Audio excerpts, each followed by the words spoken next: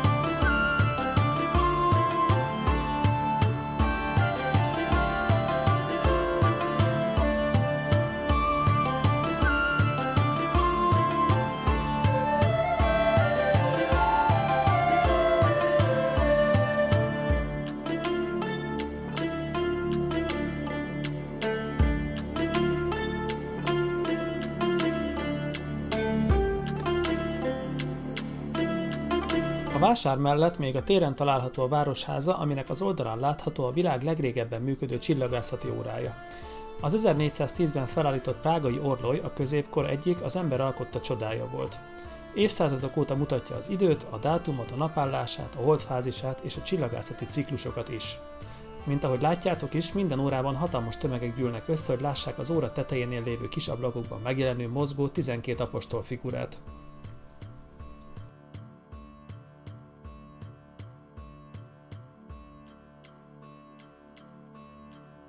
Szerintem megtaláltuk a világ legkeskenyebb hotelét, de hogy Prágában a legkeskenyebb, az szinte biztos. Mint később kiderült, a legkeskenyebb pontján csak 328 cm széles. A hotel egyébként nagyon szépen felújított, és Hotel Clementina neve.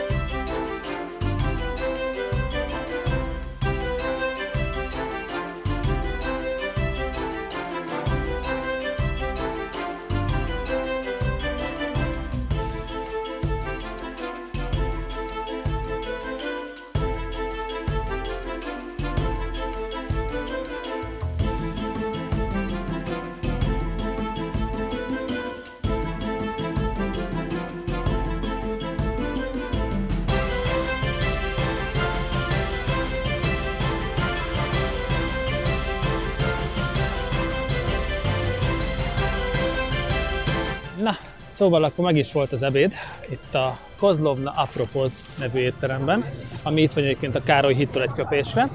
Ez egy tradicionális cseh étterem, és nagyon-nagyon jó kaják voltak. Árban nem volt drága egyébként, amit láttatok a tálakon, az 2 adag gulyás volt, vagyis hát ő gulyásnak hívják, de valójában marhapörkölt volt kinédlivel, és az egészért fizettünk ugye 800 koronát, ami mondjuk 12 000 forint. Az enyém egy picit zsíros volt a hús, én egy kicsit jobban szeretem, hogyha marhahús nem ennyire rágós, de amúgy nagyon finom volt, nagyon ízletes, úgyhogy teljesen jó árérték arányban mindenképp ez az étterem. Szerintem ezt mindenképp próbáljátok ki. Akkor így visszafele sétálva a szállodába megosztanék egy-két gondolatot, amit talán esetleg hasznosnak fogtok találni, illetve néhány tapasztalatot.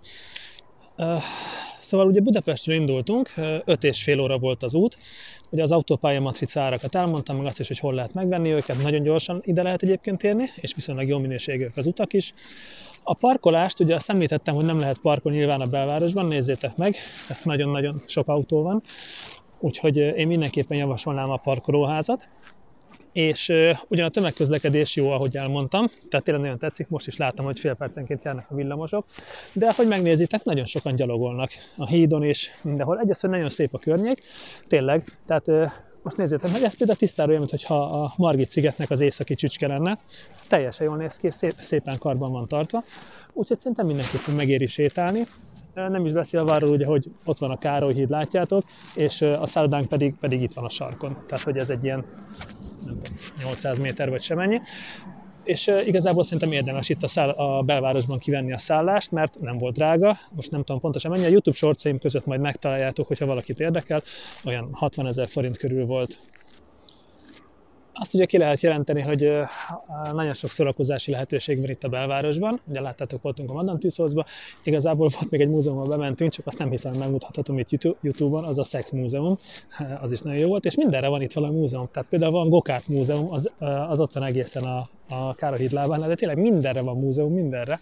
Úgyhogy nagyon tetszik. A belépők azok nem voltak túl drágák, mindenhova ilyen 3-4 ezer forint volt, úgyhogy egyáltalán nem volt vészes.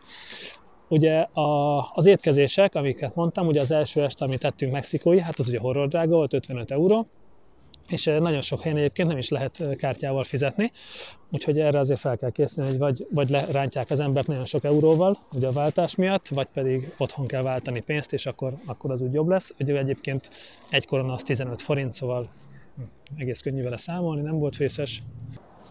Ami szintén számomra egy nagyon pozitív dolog, hogy nagyon nagy tisztaság van.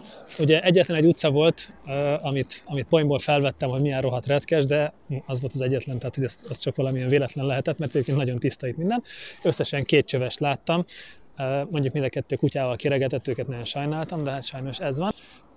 És most, ahogy ezt így elmondom, most vettem észre, ez az egyetlen graffiti, amit láttam a városban, szóval vagy ledmossák őket, vagy egyáltalán nem graffitizik össze a várost, szóval nekem nagyon egy kultúrált városnak tűnik, nagyon tetszik. Építészetileg egyébként nagyon hasonlít Budapestre, tehát tényleg, mintha otthon sétálgatnék, szóval semmi különleges érzést nem érzek. Ami nagyon tetszik, hogy a belvárosban egyébként viszonylag ki vannak szorítva az autók, tehát akárhol sétálgattunk. Jó, persze otthon is a Váci utcában, meg itt ott ugye ezt is lehet érezni, de ott mellette már ott van a Rákóczi út, és ott zaj van. Itt viszont most el kellett sétálnunk a Károly hídtól ennyire, hogy itt legyen forgalom, és itt valóban már van forgalom, de amúgy a Károly híd környékén, a Vár, a Sétáló utcák környékén egyáltalán nincs forgalom, úgyhogy az nekem szintén nagyon pozitív volt. Úgyhogy egy hétvégi kiruccanásnak ez mindenképpen megéri. Ha mondjuk jobb idő van, akkor az kifejezetten jó. Szerencsénk volt, hogy nem esett az eső, de hát látjátok, most is téli kabát van rajtam igazából. De hát valaki meg vízi biciklizik, szóval tehát lehet, hogy velem van a baj. Úgyhogy nagyjából ennyi, amit el szerettem volna mondani. Remélem tetszett ez a videó is, tartsatok velem legközelebb is. Hogyha van valami észrevételetek, nyugodtan írjátok meg. Hát a negatív kommenteket azt általában törölni szoktam, mert szoktam olyanokat kapni, nem tudom, mivel szolgálok rá, amikor csak utazós videókat csinálok, szóval hogy így nem értem ezt az indokolatlan gyűlölködést. De hogyha bármi kérdésed van, nagyon szívesen segítek, meg válaszolok rá.